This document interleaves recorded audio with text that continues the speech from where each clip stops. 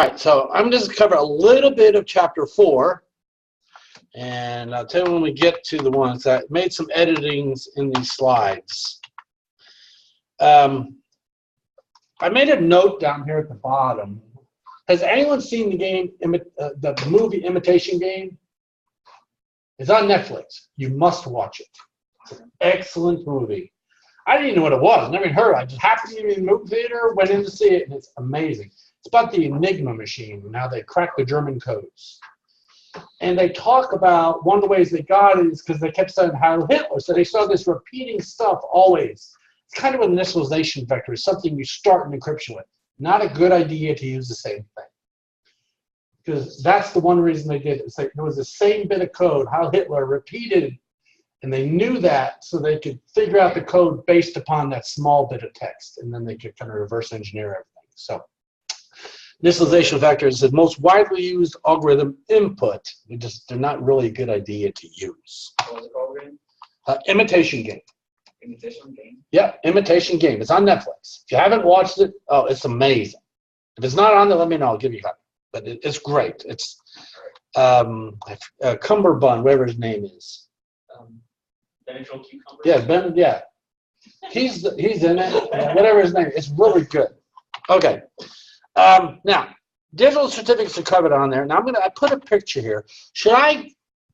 Yeah, this is in an email I received, and it specifically says there's problem with his signature.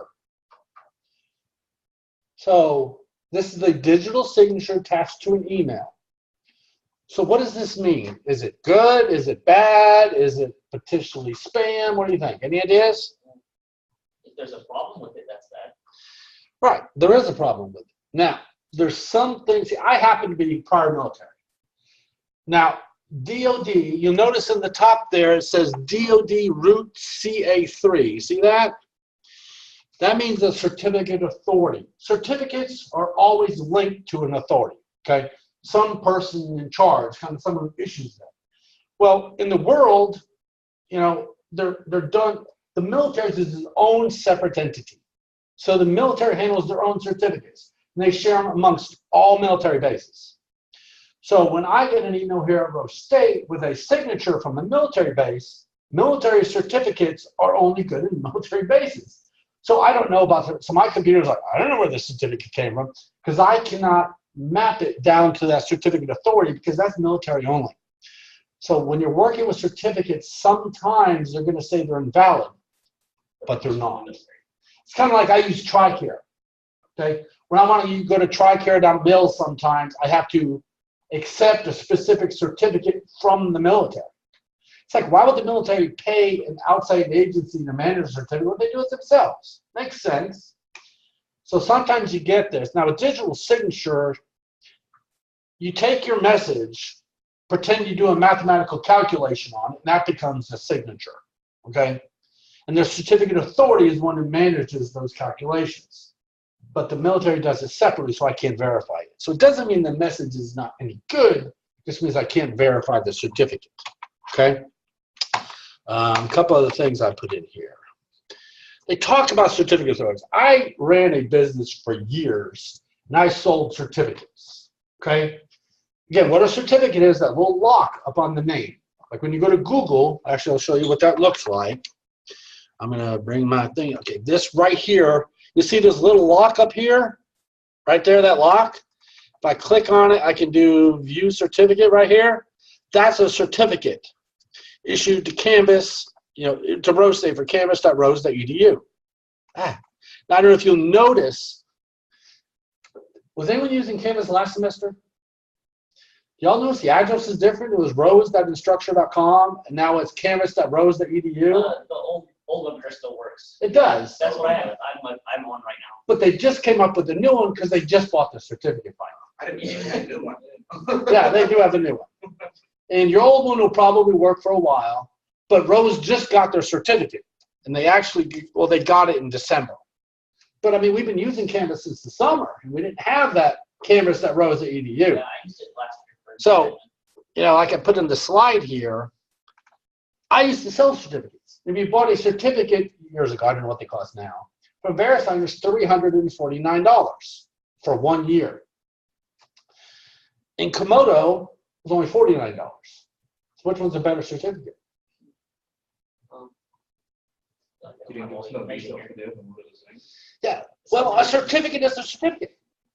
It's kind of like, you know, you can kind of think, do you like the, you know, I just got back from Galveston yesterday. On the way back, I wanted to buy some Cheetos. So I had the choice of the Cheeto brand, the official ones, for $3.49, or the Tongs for $2.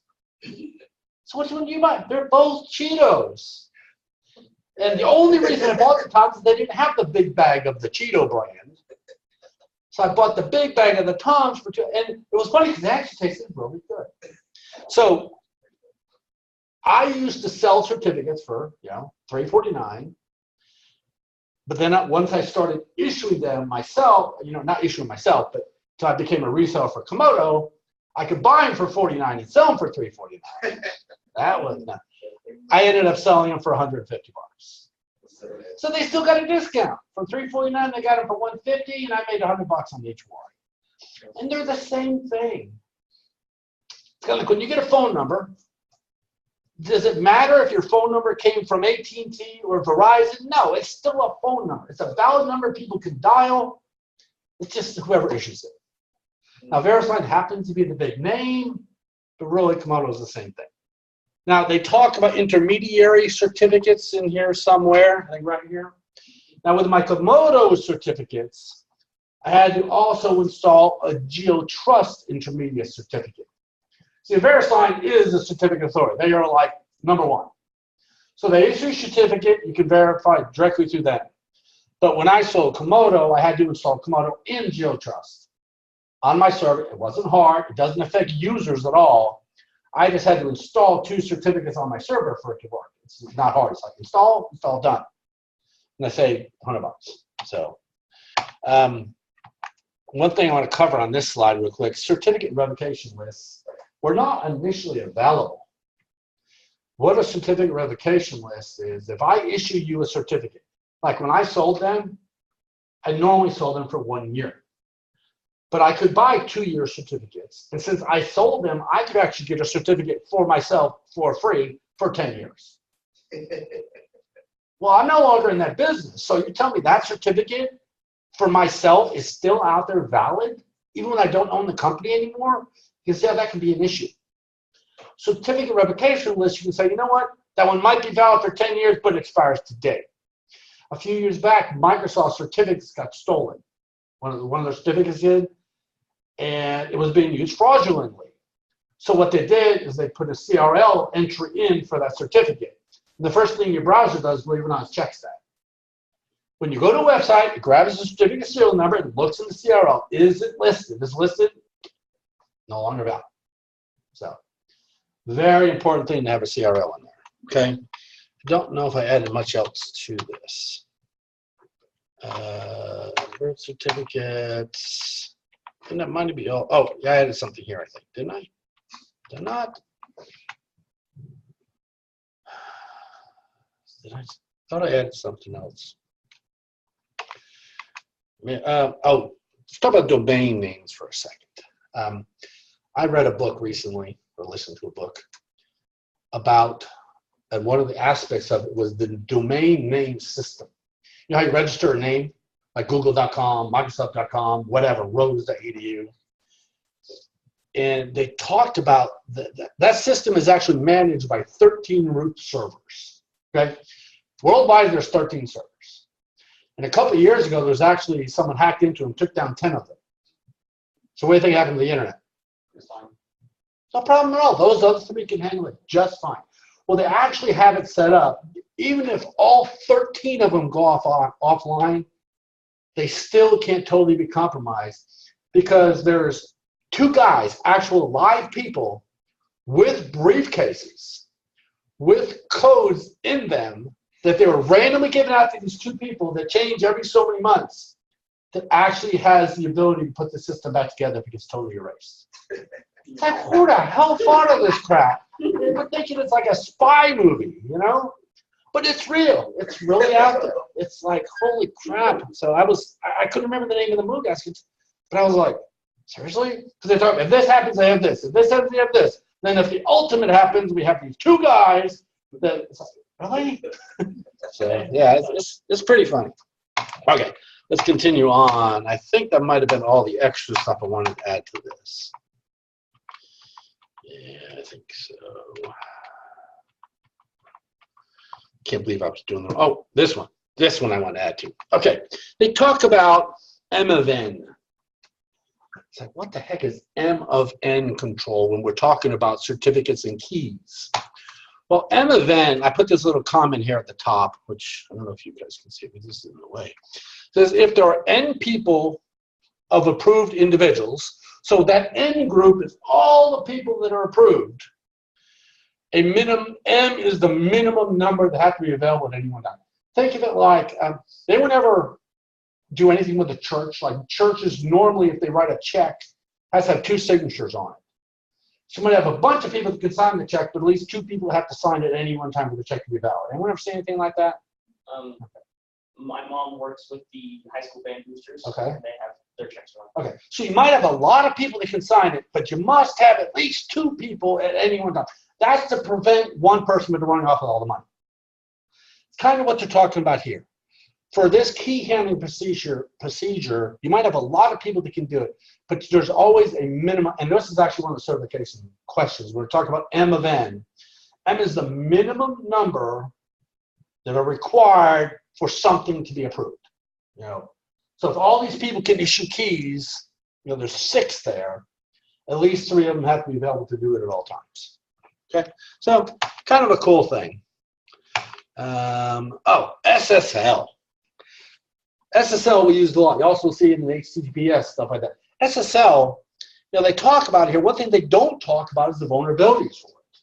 There happens to be a bunch of vulnerabilities out lately for SSL. I put some of them here. You know, weak keys.